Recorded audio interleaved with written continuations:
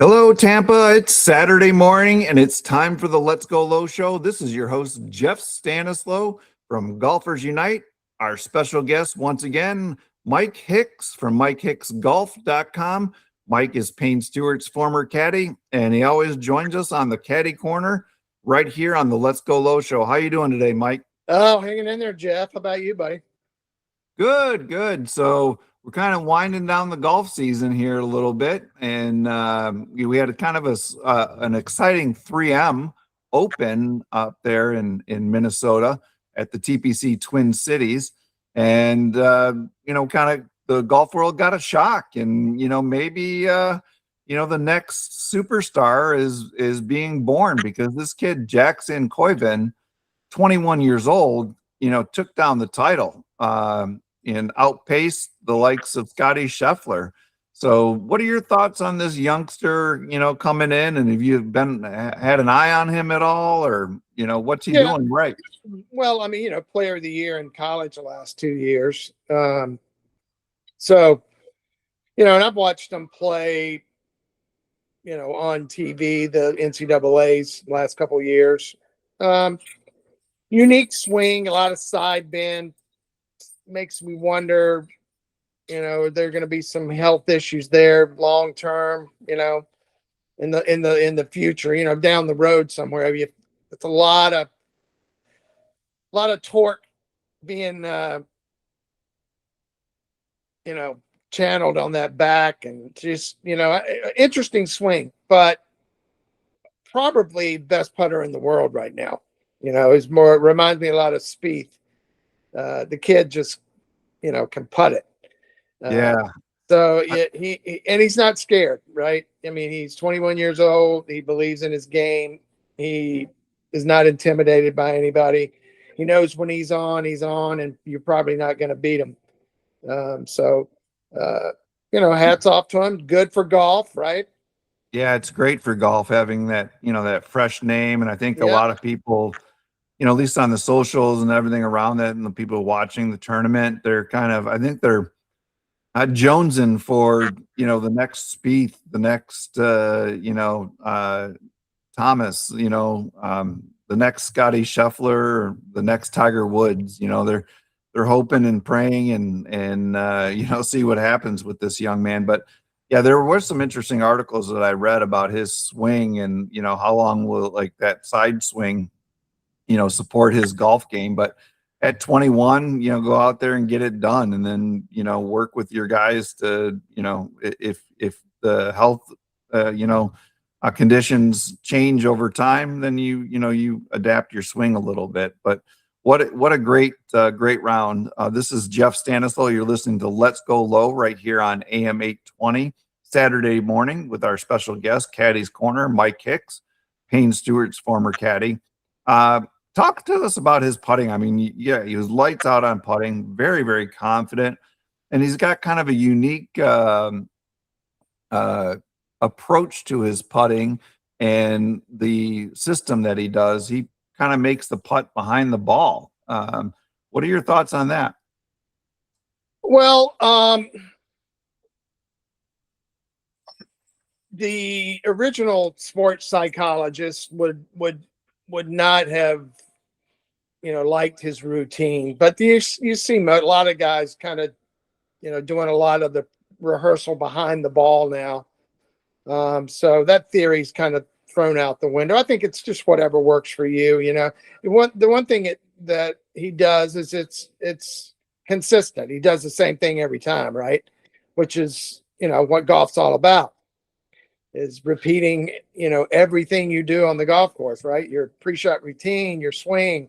You're just trying to, to do it over and over and over. So he's got a beautiful stroke. I mean, just tempo, the way the putter swings, all of its mechanics.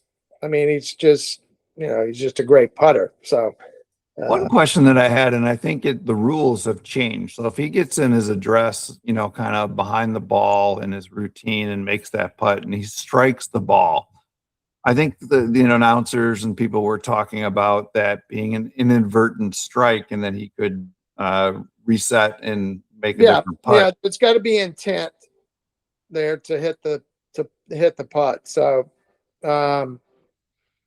it's yeah, they've changed the rules over the years, which are there good changes. He's not intending to strike the putt yet, so there'll be no penalty. But Yeah. he, unique routine. He does it same thing every time. So that's what it's all about for all these if there are any young golfers listening, that's what you want to develop as a pre-shot, routine in your long game and your short game, that you do the same thing every time before you strike the ball. Yeah, I mean it's really interesting and it was just great to see and watch. I mean, I love the confidence that he had on Sunday. He knew Scottie was coming and Scottie was playing pretty well. Scottie knew he had to get to 25, 26 under to win it.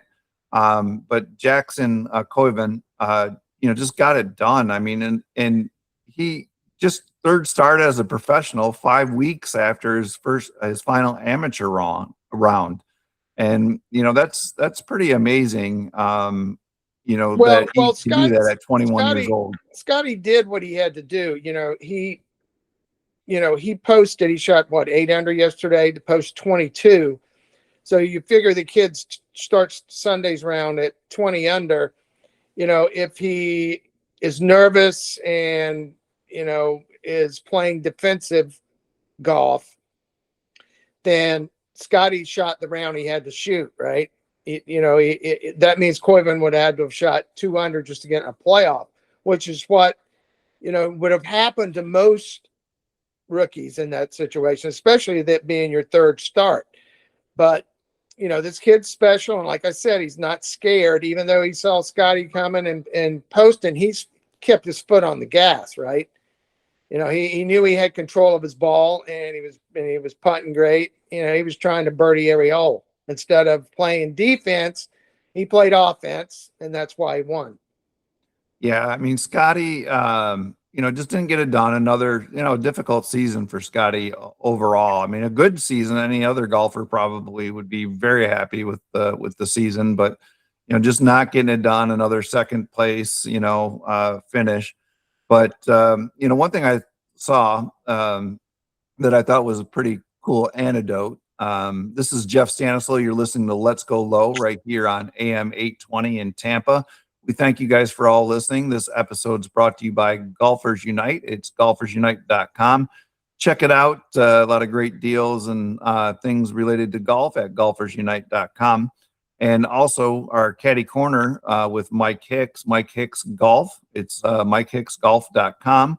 Mike is available if someone has a special event or a special occasion. Maybe he wants to get Mike Hicks, Payne Stewart's former caddy, on the bag or speak at an event or something like that. Go to MikeHicksGolf.com and check it out. But the anecdote that I saw, he wrote "dominate" on his glove on Sunday. Yeah. And closed out a bogey-free round. Yeah. Which is incredible. His mindset was there. Yeah, he didn't look shaken. I think maybe on 17, you could see it in his face a little bit. 17, 18, 18 was a little bit more of a relief after after the 17's par. And so he had a few shots to work with. So I think he was really excited. But one of the things I had to ask you is just, that Sunday round, you're on his bag, an amateur, 21 years old, young guy, just coming off of, being an amateur a few weeks before. What are you talking to him about as a caddy? Well, I think in this case, this kid is mentally, takes accountability for his game. I didn't see him relying on his caddy for a whole lot of information. You didn't see a whole lot of discussion going on, a lot of hemming and hawing about what club to hit, blah, blah, blah, which tells me that, he's accountable for his golf and he's pretty much making the decisions. So, I don't even know who it was caddying for him. It's probably somebody, teammate, who knows? I don't know who it was. but he's his own guy, and he's, the greats are calling the shots. No matter, the greats ask for information, but they're going to make the final call. And if it's right or wrong, the greats, if it's wrong, aren't going to blame anybody but themselves. So, and this kid strikes me as one of those guys, right? Yeah, I noticed that too. And plus, his caddy, David Flynn, and him, really just started working together here pretty soon. So, Yeah. as a player, I think you got to rely on your own game to you kind of get a feel for your caddy and Right. some symbiotic relationship. And but I think you're forced into that position and trusting yourself. Maybe that changes a little bit over time as the relationship grows. This is Jeff Stanislow. You're listening to Let's Go Low right here on AM 820, brought to you by Golfers Unite, golfersunite.com. And our guest, Mike Hicks, Payne Stewart's former caddy. You can check out his stuff at MikeHicksGolf.com. So, what a win, though, to set up his pro career. So, he puts, 1.5 million into his bag, 500 FedEx points, 2-year tour exemption, and putting him close to the run 70th on the FedEx. So he might have an opportunity to get into that before the end of the year. But just excellent display of golf. Fantastic, a young man. Obviously, we don't know a lot about him as a person yet.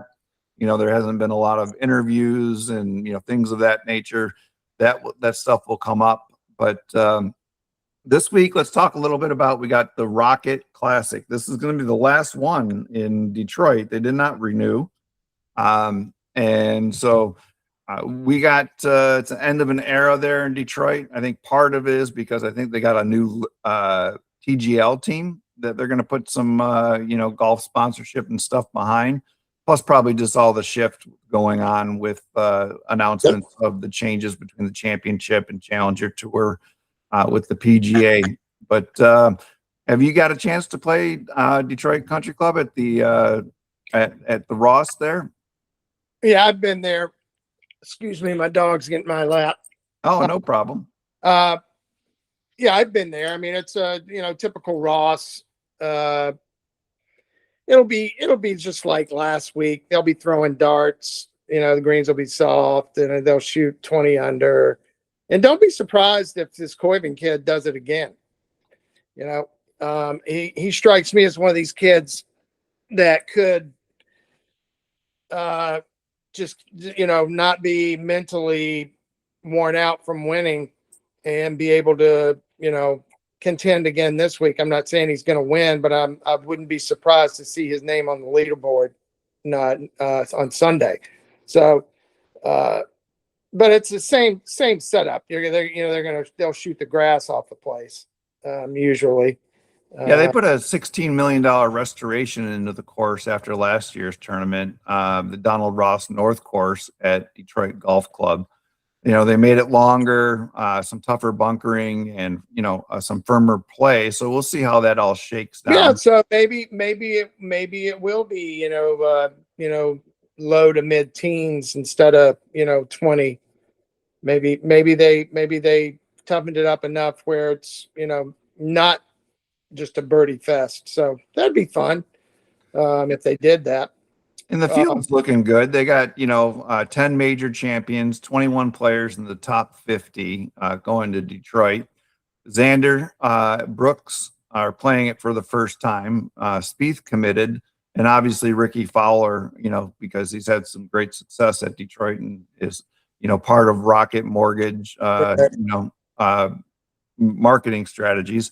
So we'll see what happens there in Detroit. Who do you like, going into it for the weekend? Whoever's, I mean, the renovations, I don't know how much tougher the course is going to be. That could play a factor where it's not a birdie fest and it's not just a putting contest. So that brings a whole, different mix of players in. So it'll be interesting to see. If it's soft, no wind, I don't really care what they've done to it. These guys are gonna shoot low. If the greens are holding and they're basically throwing darts, they'll still shoot the place up. I kind of think, if I remember correctly, that place is pretty landlocked, so I don't know how much more length they could have put on it. But who knows? Like I said, I won't be surprised if Koivun's right there again. Fantastic. This is another episode of Let's Go Low right here on AM 820 Tampa. Thanks for all the wonderful support. Get a chance to check out golfersunite.com and MikeHicksGolf.com. We'll be back at you for another episode with Mike shortly. Thank you again for tuning in, Tampa. This is Jeff Stanislaw with Let's Go Low.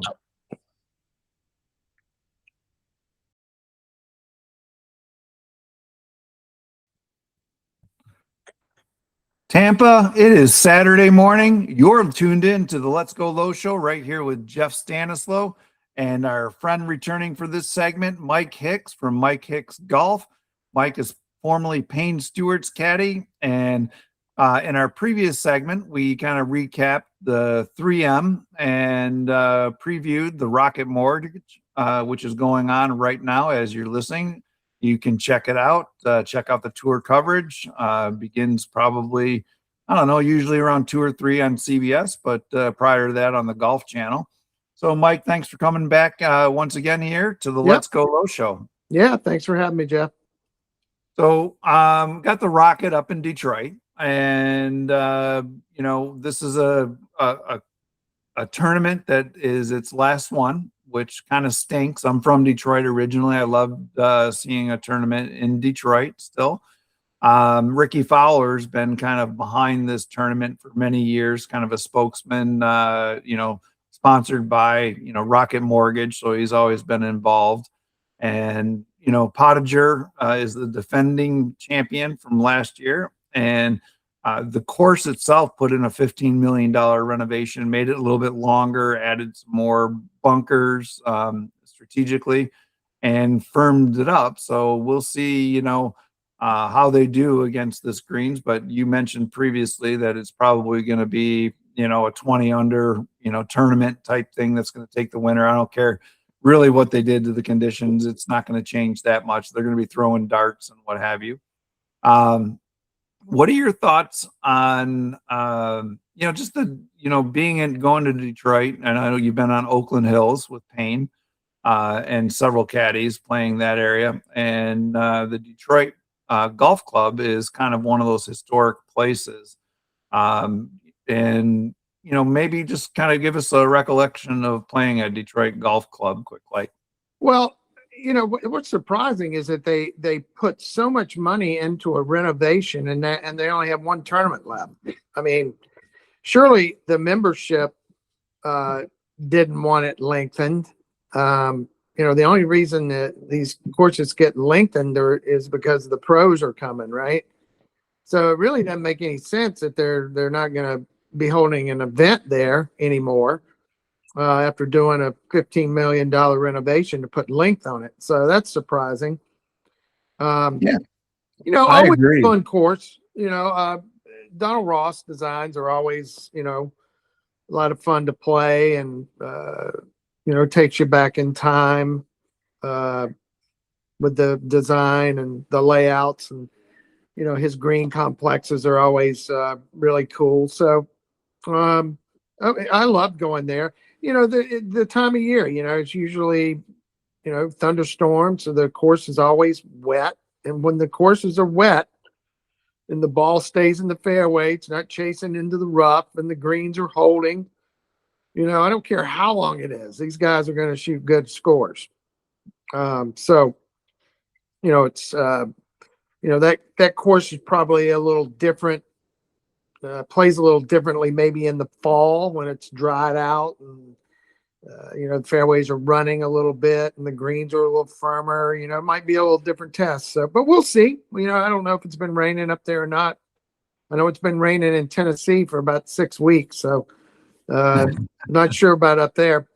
But we'll see. Hopefully it's playing a little faster and firmer, and the scores won't be as low.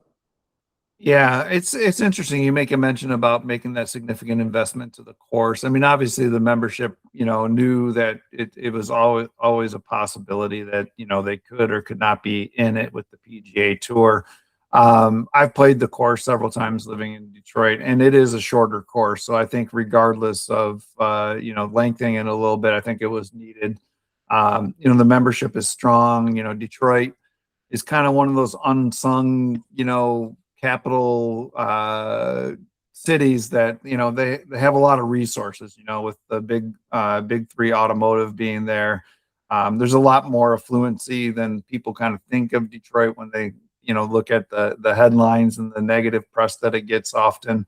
So their membership probably voted that they could sustain it, even regardless of the PGA Tour being there, Right. for those purposes.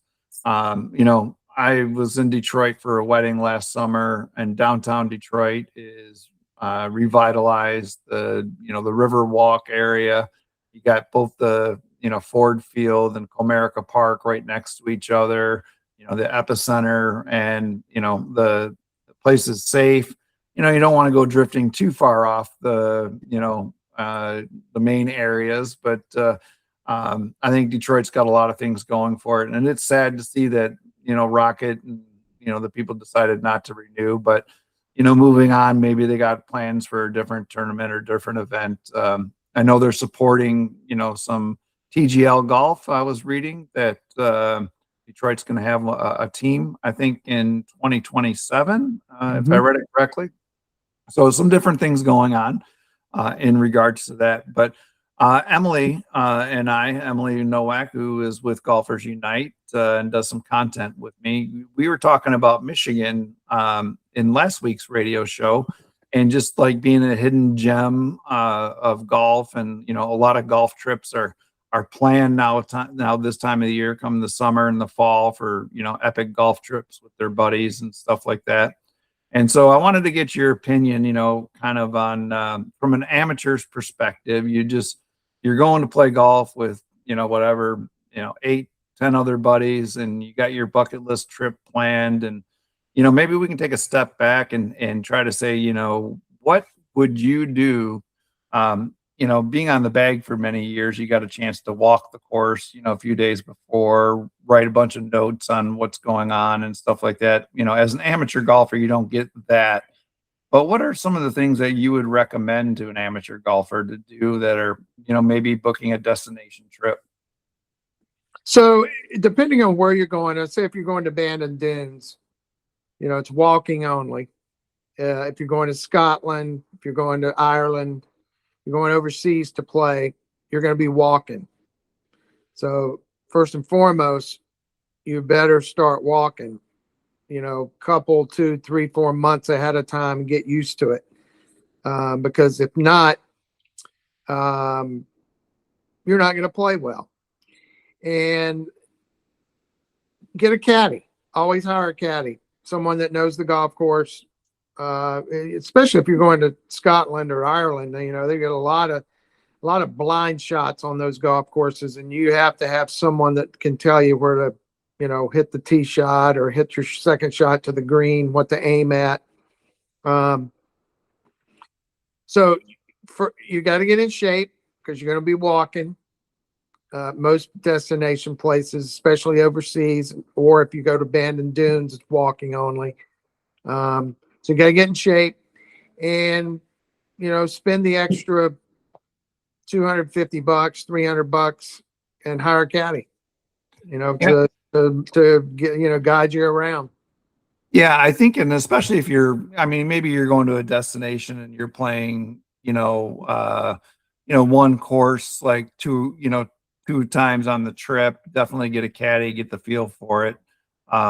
And then help it out. But, one of the things a lot of people do in amateur golfers is there's so much information available to you now before the trip, right? You can research the destination's website. You can, go online and probably watch some holes from other people that have played it and put it up on social media.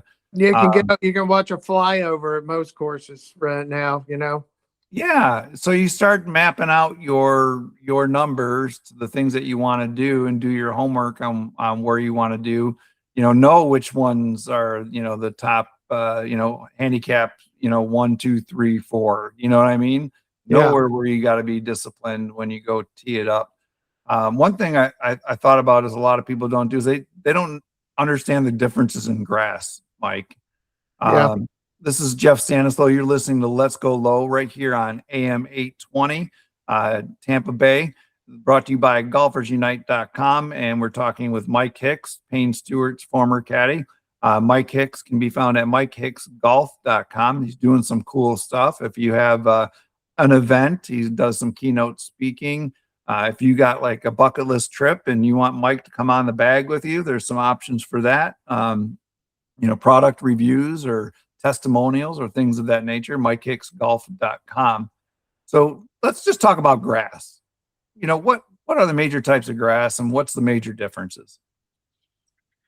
So, here in the States, you're either playing on Bermuda or you're playing on bent, or Zoysia fairways sometimes, which the Zoysia fairways are, you really never catch a bad lie if it's in really good shape. The ball sits on a tee every time, so it's really easy to play off that particular turf. But the most common is, in the warmer states, you got Bermuda grass, fairways everywhere. Some places like the club I'm at, we have Bermuda fairways, but we have bent greens. Summertime, not good, very, very good to have bent greens because you have to treat them with kid gloves. You have to water them. You have to cool them off during the day. A lot of maintenance, and you'll find even a lot of, I'm kind of up here in the mountains, and a lot of courses are just going Bermuda because it's just much easier to maintain in the summertime, and they putt great. The dormant Bermuda putts great in the winter, so other than not being green, they still putt great. So you see more and more courses that have bent grass green going to Bermuda. But those are the two most common grasses. And then you get a little further north of Virginia, you'd say most of the fairways are bent, which I love playing off that type grass. It's just such a joy to hit off those fairways. And the rough's a little easier to play out of because they usually don't grow it that high at most clubs. Bermuda grass rough is really difficult to play out of. Like we had a tournament at my club this past weekend, and the rough is 4 inches Bermuda, and ball sinks right to the bottom, and you're just chipping it out basically every time you hit it in the rough. So those are the two most common grasses here. And then you get over to the links courses in Scotland and in Ireland. You got the seaside grasses and the paspalums and the just real tight firm grass, firm fairways. The Open Championship this year, the plates looked awful on TV, but those guys love playing off that stuff. Very firm, tight lies. They like the tight lies. Ball really rolling out. The tighter the lie, the more they can spin it. A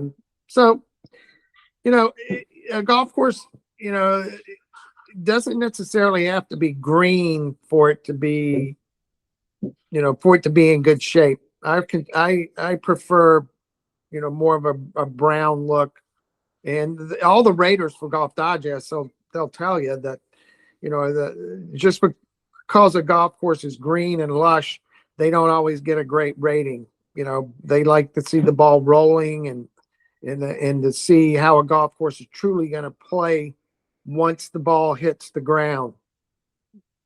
So, yeah, a lot of different variables. This is Jeff Stanislaw. You're listening to Let's Go Low right here on AM 820. This episode is brought to you by Golfers Unite. You guys get a chance, check out golfersunite.com. We got some great golf deals up there, golfersunite.com. You can check out a bunch of free stuff. You can, join for free. And we have a premium membership for $30 for the year where you get our curated deals, which is and from partners and what have you. So, Mike, we got another minute or two left here. And I think one of the most important things, if you're going on a golf trip, is to, just kind of like you mentioned, get physically fit for it. If it's a walking course, don't get out there and get so tired. Where do you think most amateurs lose their shots on a course that they haven't played yet? And, how would you confront that and tell them what to do?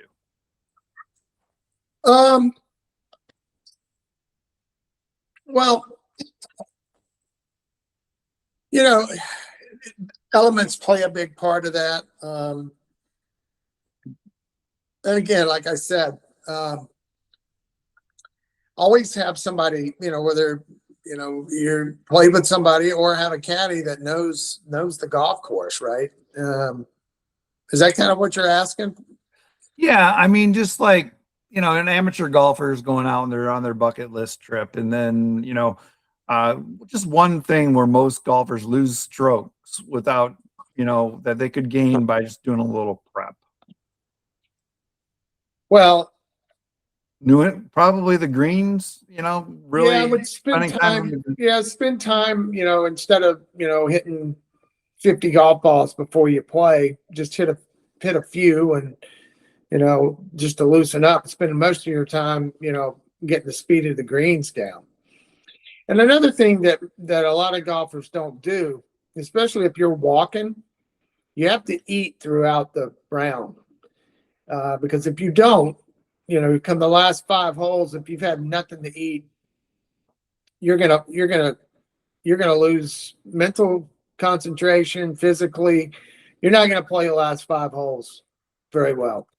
I mean, that's just gonna happen. You've got to put food and calories in your body because you're burning them, especially if you're walking. All right, so this is another episode of Let's Go Low right here on AM 820 with our guest caddy, Mike Hicks, Payne Stewart's former caddy. If you're doing a bucket list trip, definitely plan ahead, look at the aerials, study the golf course itself and the golf guide, physically prepare yourself for it. Make sure you spend a lot of time on the greens because that's where you're going to lose a lot of the strokes, especially if you're playing a different green setup than what you're normally playing. So thanks again, Tampa, for tuning in. Until next weekend, this is Jeff Stanislow. It is time to Let's Go Low.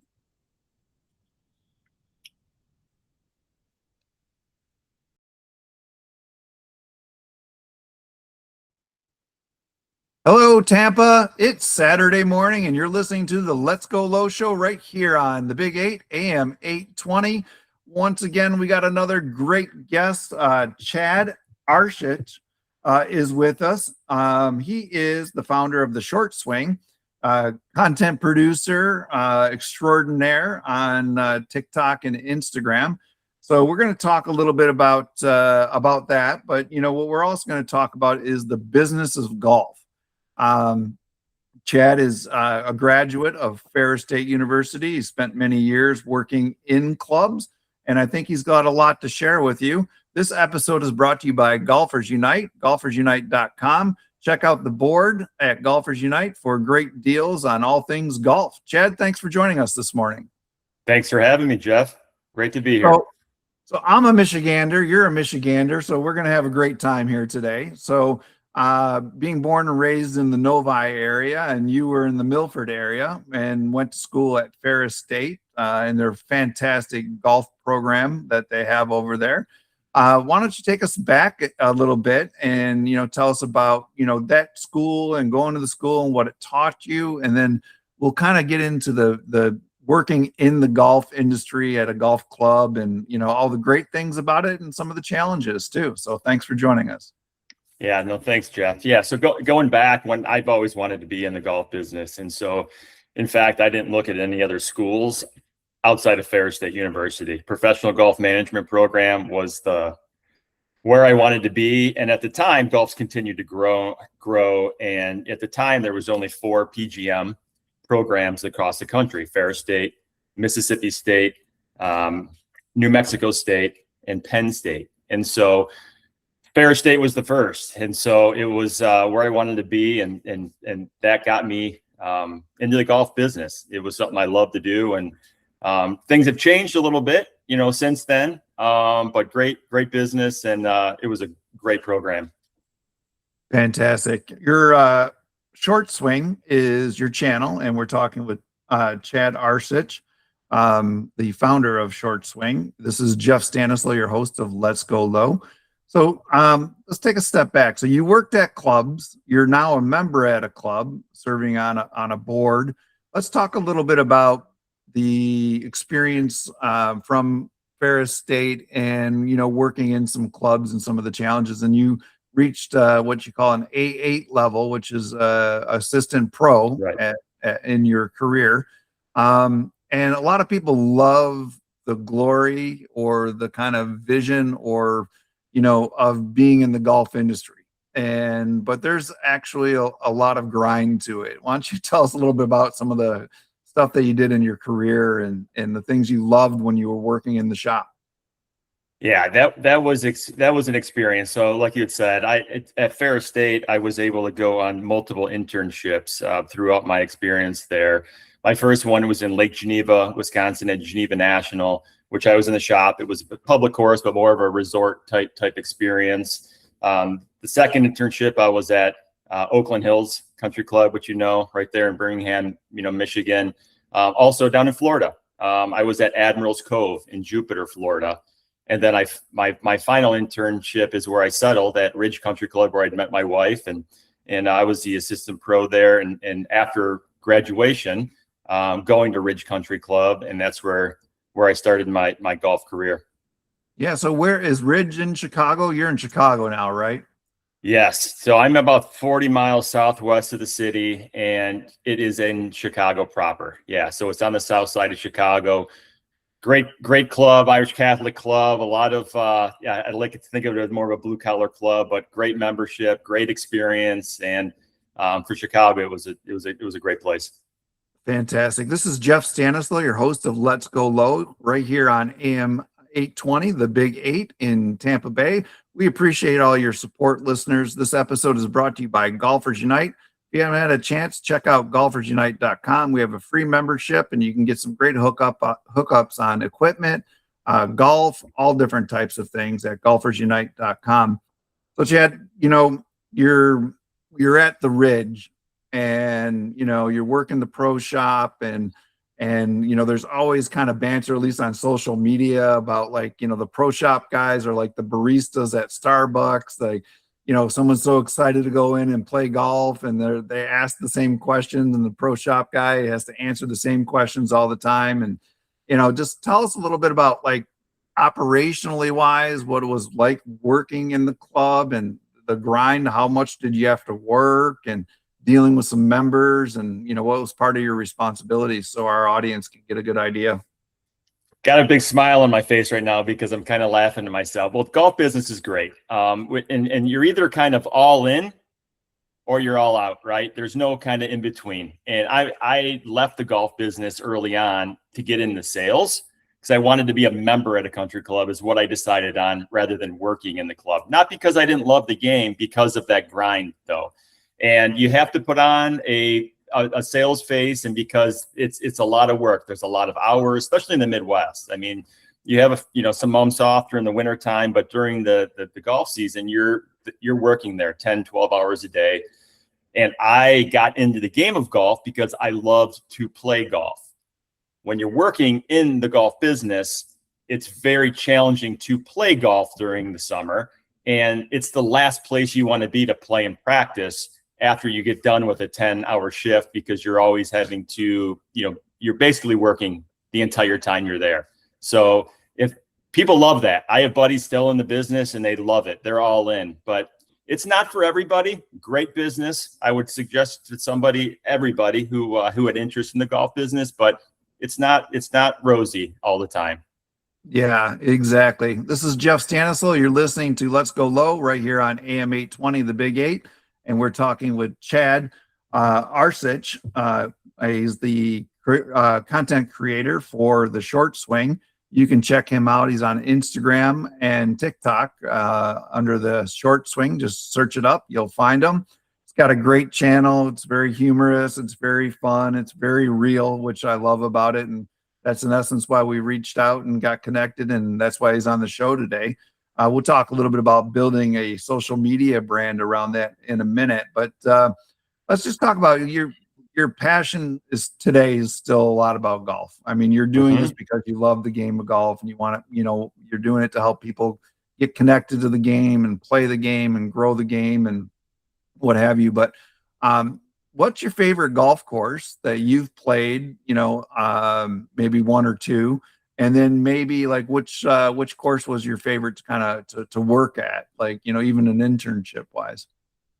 Yeah, good question. So I've been blessed to have opportunities to play some of the top courses in the world. Shinnecock Hills, probably the best at the top. I actually a few years ago took a trip over to Scotland, and I actually didn't have a tee time on the old course. And we went over there, and I slept outside of the starter booth when you could still do that. I got there the night before at 11 o'clock at night, and I slept there. I was second in line, which allowed me to get the first tee time. I was the first tee time. I was a single. And so that experience, seagulls, and just sleeping on the bench, and it's getting, hair on top, standing up in the back of my neck. That was awesome. But yeah, Marion, Maidstone, I've played some really nice courses over the years. And so, golf is awesome in that it is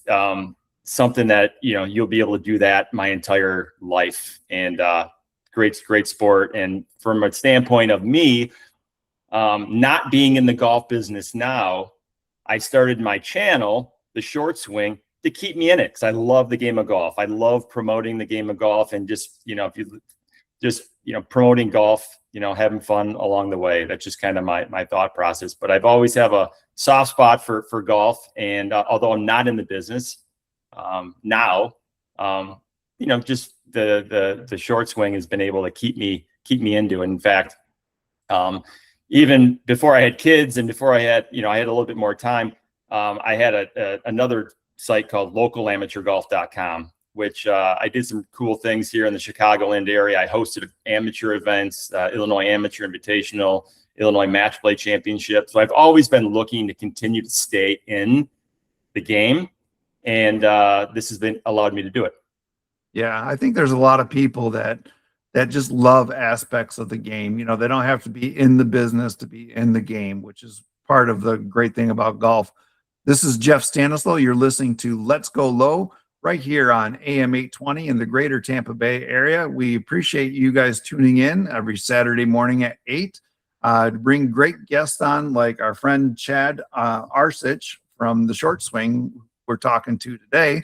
Again, check out golfersunite.com. That's our supporter. And if you get a chance to do that, great deals, great opportunities on golf play, golf equipment, golf brands, all things golf. And you can check out our YouTube, social medias, including TikTok and Instagram. Just search up Golfers Unite.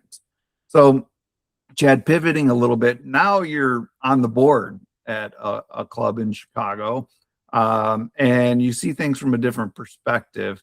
Maybe just like what do you see that's kind of different, and what are some of the challenges that clubs go through?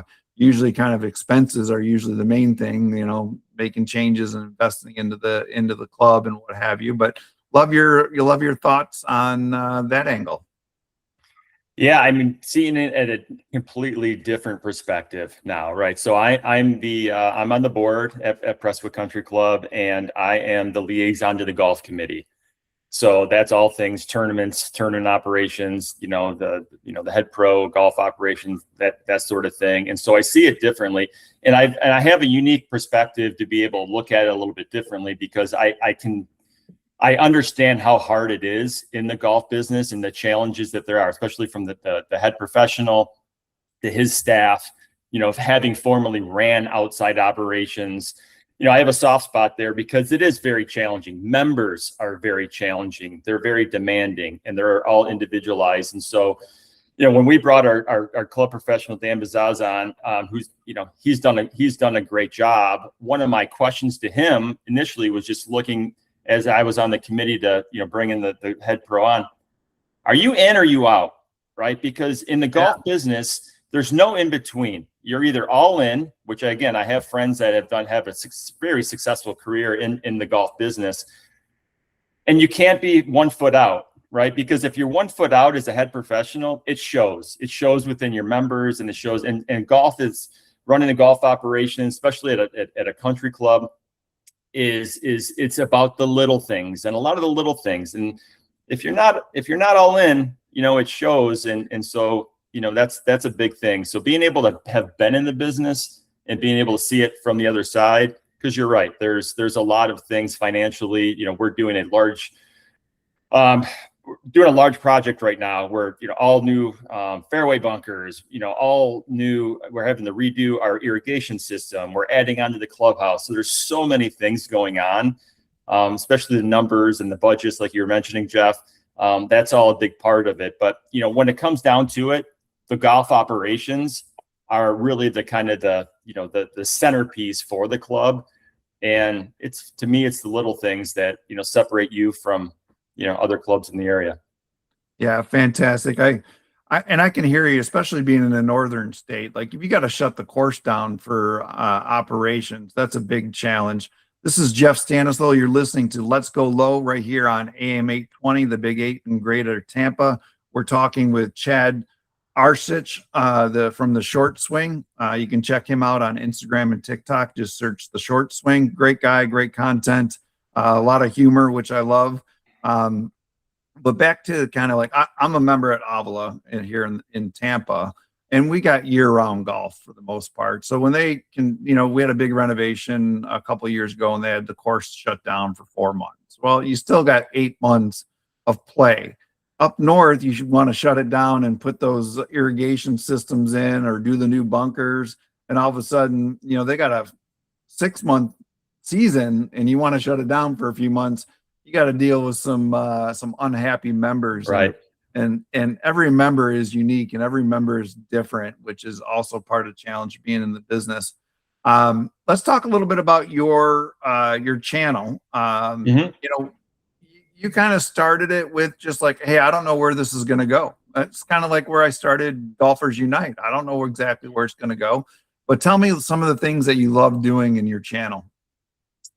Yeah, it's been fun, and I don't have a huge following, but I started off promoting the game of golf. So this past winter is when I started. My initial thought is, how do I get people that have never played the golf and interested in the game of golf? So a lot of it was being on camera for the first time and seeing yourself talking and cringeworthy, and then became spring, and I was able to get outside and being able to play. And so my kids will sit there and watch good golf, and they'll watch YouTube golf, and they'll watch all the content creators. And I'm thinking to myself, all they're doing is watching these folks just play golf and just have fun and do the things that so for me, I, like you said, I like to have fun. I'm kind of a serious person, but in my channel, all I'm doing is being me. And so, right. Talking trash and just having some fun, and just when I have a couple different series, but just talking through what I'm thinking in my head before I hit a shot. And a lot of it, it is foul language, and a lot of it is just kind of having fun, but it's very, very real, and I'm just being me. So I'm not trying to be some sort of somebody who putting on a show. It just comes naturally, and it's been a really fun experience. That's great. Organic works. And one of your taglines as we close this episode out is fix your effing ball marks. That's right. I need everybody and fix another one too, right? So we can have the That's little right. Fix yours and fix one or two more. Absolutely. And I came up with that because as being at a country club, you take pride in your club, and it just blows my mind how people don't fix their ball marks. And so that was always kind of a running joke when I'm talking. I love to be able to put a big sign on the first tee that says "Fix your effing ball marks," because people don't, right, at the end of the day. So it's fun, but thanks, Chad. Yeah.